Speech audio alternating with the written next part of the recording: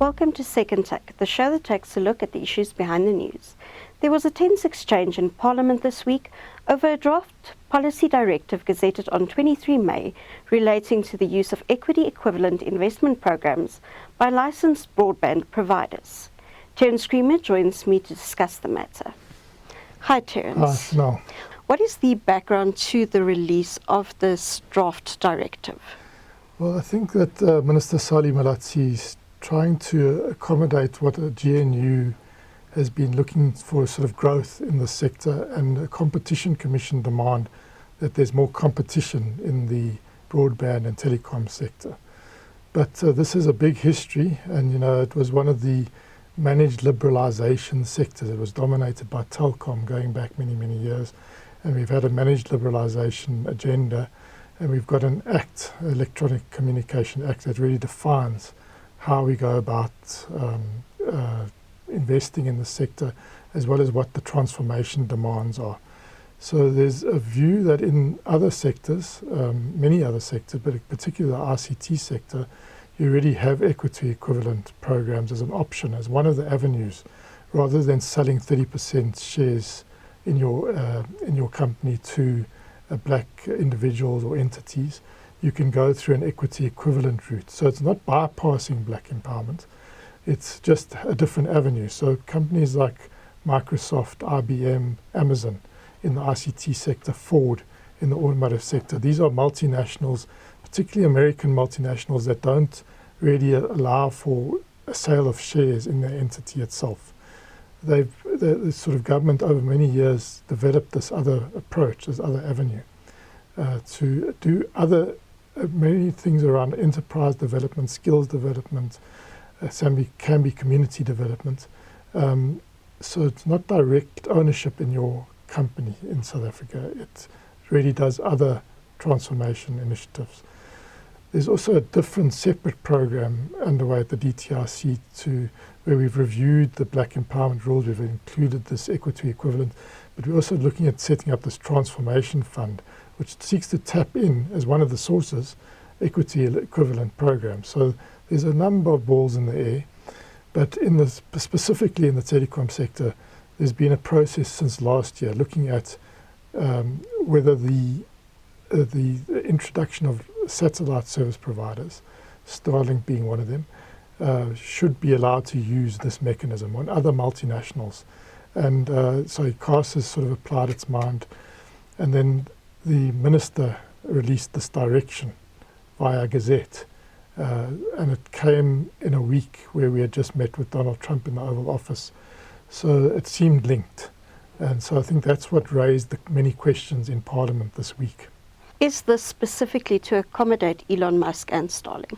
Well, as I say, I think there was that definite link. I mean, you could only really draw that conclusion in some ways.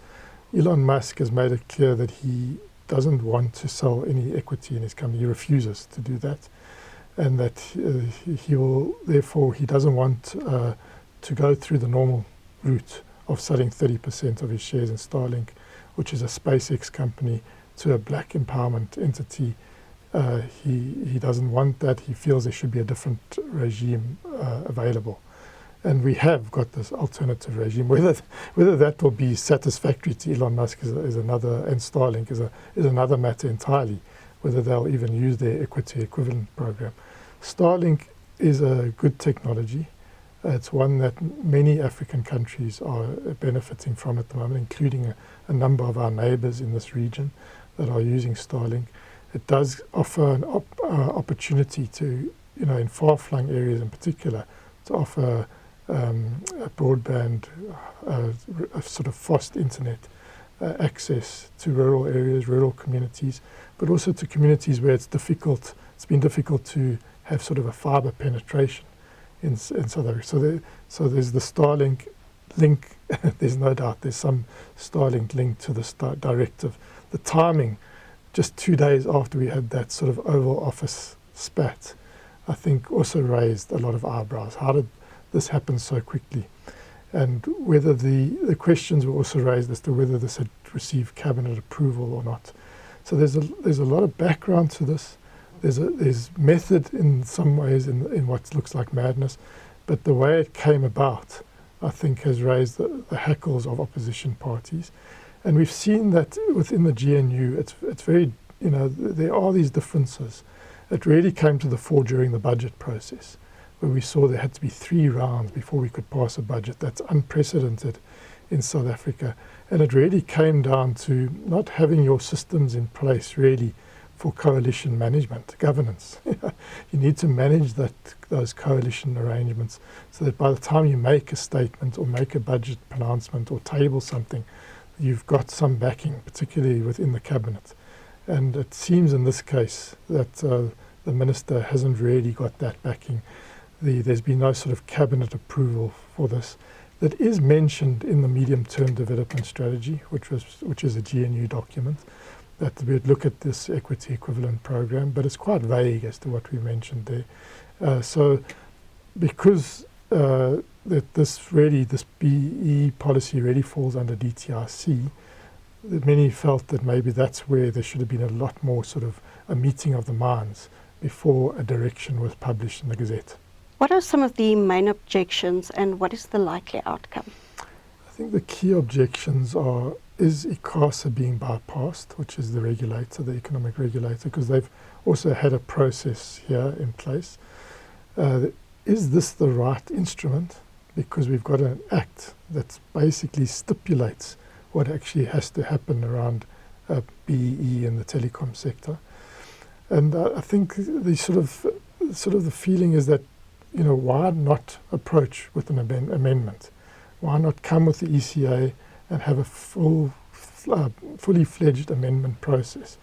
The other objection is, what does it mean for stakeholders and investors that are already in the sector? I think those are the 3 things. There's stakeholders and investors in the sector that have jumped through these hoops, that have met the criteria to get their licenses. And are we making a bespoke arrangement specifically for Starlink? Now that, there's a rebuffing of that sort of suggestion that this is sort of a instrument to align a BE policy and tactic and avenue that's already available to many other sectors, including the ICT sector, and align it with the ECA, the Electronic Communications Act. But I think the objection is that this is not the right way to go about it. They should have a legislative amendment where all the parties can have their say, where we can do this in a thoroughgoing way. So I think those are the key objections. What we must understand is this: that all the minister has done is published a draft Gazette notice. This is not a fait accompli, and I think he made that point clearly in Parliament in a very calm way as well, under huge pressure, that this is not a fait accompli. This is a process. 30 days to comment. You can make your comments. These objections are surely going to come, not just from lawmakers, but from the incumbents in the industry that have jumped through these empowerment hoops in the past. So he will then have to apply his mind to those objections or those recommendations and then decide what avenue. Is the direction yes? Is he 100% convinced that this is the most efficient and effective way to go? Then he will publish the direction. I think he'll need cabinet approval for that. And I don't think that's where he is at the moment. Or whether he has to take a step back in a sort of a case of less haste, more speed potentially, and present an amendment to the ECA, which I think would be sort of what many lawmakers are suggesting would have to happen. I think that ultimately I don't think the direction's going to fly as it is. There's too much opposition and it's quite organised to this. And we've seen that when the boot was on the other foot, there was no give around the budget. And I don't see a give from the other political parties. And it was across the board. It wasn't just the ANC objecting to this. So I think there's going to have to be something of a retreat and a going back to the drawing board in order to make progress. I don't think ultimately, there's this thing that it's about lessening empowerment. It's not. It's a different avenue to bring about transformation. And we've already got that avenue open to many other sectors. So it's not about reducing the empowerment or the transformation agenda in the telecom sector and the broadband services sector. It's about whether this avenue of empowerment should be open to those investors. And we'll have to see where it lands, but I think at the moment it looks very, very difficult to go the route that the minister's gone. Thank you. That's the Second Take show for this week. Thank you for watching, and join us again next time for more news analysis.